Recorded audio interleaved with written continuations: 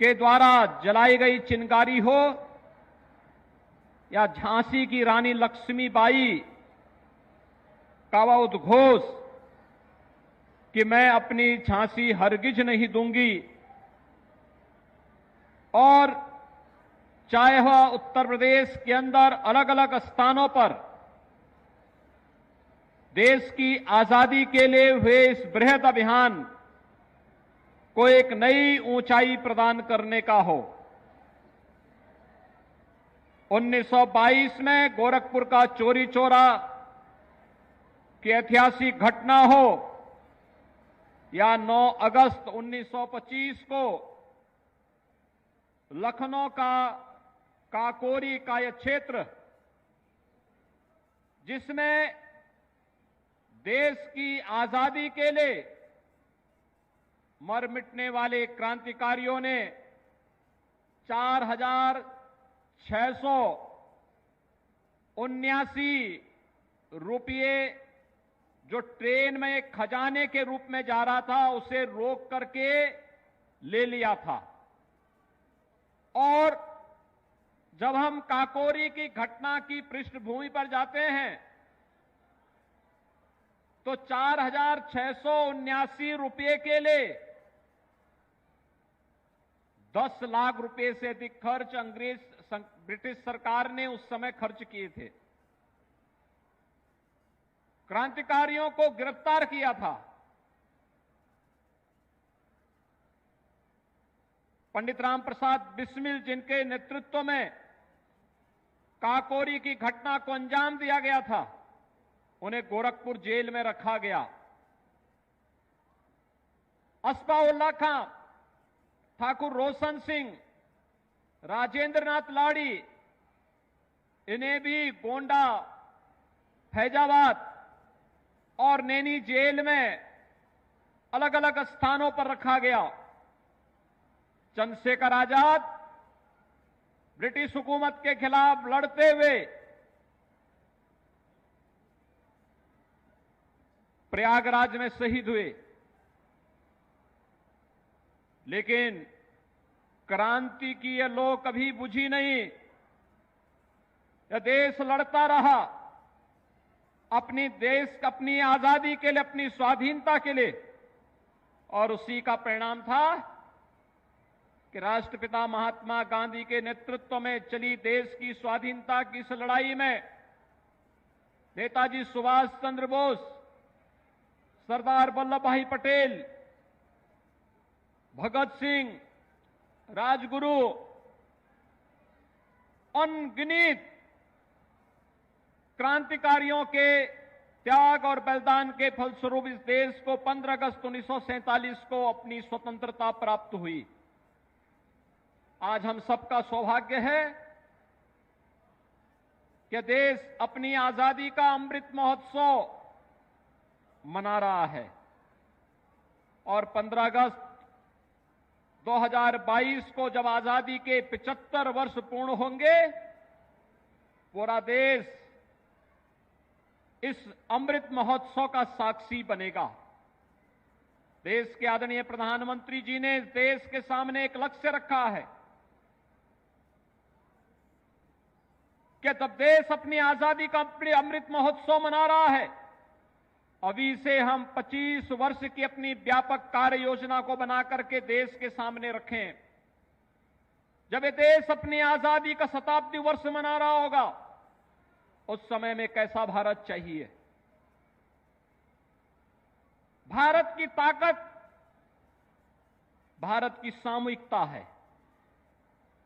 135 करोड़ की आबादी जब एक साथ बोलती है तो भारत दुनिया के अंदर सबसे बड़े लोकतंत्र के रूप में ही नहीं, बल्कि लोकतंत्र की मां के रूप में भी दुनिया को प्रतिनिधित्व देते हुए, मार्गदर्शन करते हुए दिखाई देती है।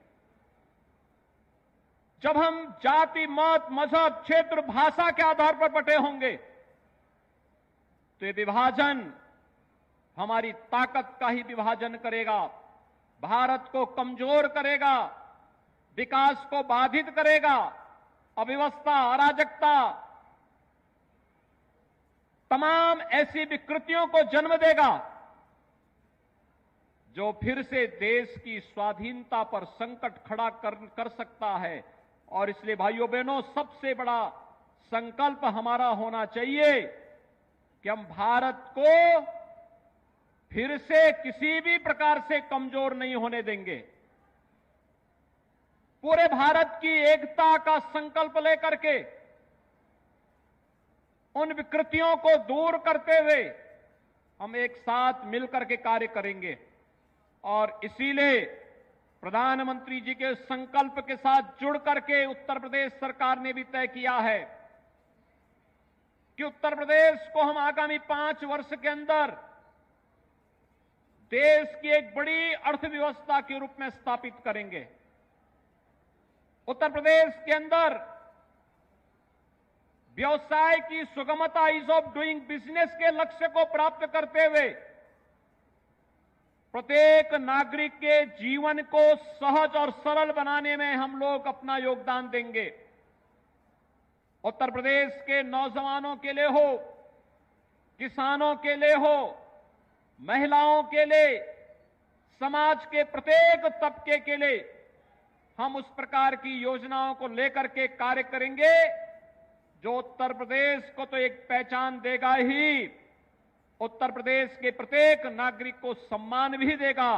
और पहचान और सम्मान के बीच के समन्वय को आगे बढ़ाते हुए उत्तर प्रदेश को देश की सबसे बड़ी अर्थव्यवस्था के रूप में स्थापित करने के संकल्प को लेकर के हम सब आज काकोरी ट्रेन एक्शन की वर्षगांठ पर यहां पर उपस्थित हुए हैं। भाइयों बहनों, हमारे क्रांतिकारियों का बलिदान आज काकोरी जैसे स्थल को भी एक तीर्थ स्थल के रूप में स्थापित करते हुए लोक पूज्य बना लिया है। ये लोक पूज्य कोई धरती तब बन पाती है जब अनगिनत बलिदान होते हैं। और काकोरी में भी 1925 में ऐसे ही देश की स्वाधीनता के लिए मर मिटने वाले उन क्रांतिकारियों ने उस समय देश की स्वाधीनता के उस यज्ञ में अपनी आहुति देते हुए इस अभियान के साथ वे लोग जुड़े थे। आज ये हमारा सौभाग्य है, हम काकोरी की वर्षगांठ के साथ ही देश की स्वाधीनता के अमृत महोत्सव के साथ हम सब जुड़ रहे हैं। मैं इस अवसर पर आप सबको हृदय से बधाई देता हूं। हम सब जुड़ करके इस कार्यक्रम का हिस्सा बने। प्रधानमंत्री जी ने देश के अमृत महोत्सव वर्ष के अवसर पर हर देशवासी से अपेक्षा की है, इस पूरे अमृत महोत्सव के कार्यक्रम को जागरूकता के रूप में, हर घर तिरंगा के रूप में जहां हमें आगे लेकर के चलना है, वहीं 14 अगस्त की तिथि भारत के विभाजन की विभीषिका दिवस के रूप में भी मना करके किस प्रकार की त्रासदी को उस समय लोगों को झेलने के लिए मजबूर होना पड़ा था, इस प्रकार की स्थिति फिर से कभी ना आए, उसे स्मरण करते हुए, देखते हुए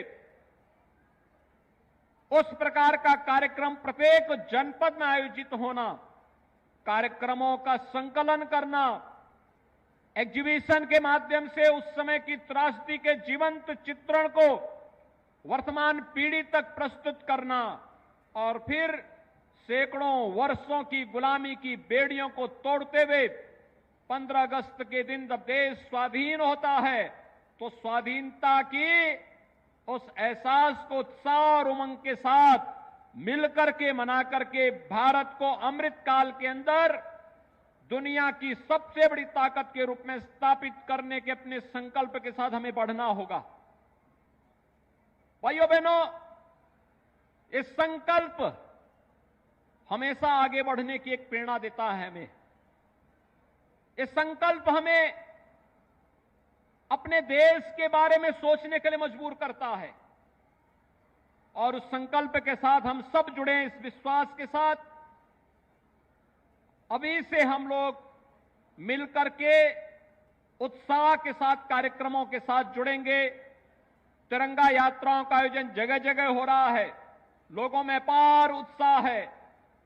भारत के प्रतीकों के प्रति सम्मान का भाव हर भारतीय का कर्तव्य है और उस कर्तव्य के पथ पर आगे बढ़ते हुए यही हम सबका संकल्प भी होना चाहिए, यही हमारा धर्म भी होना चाहिए।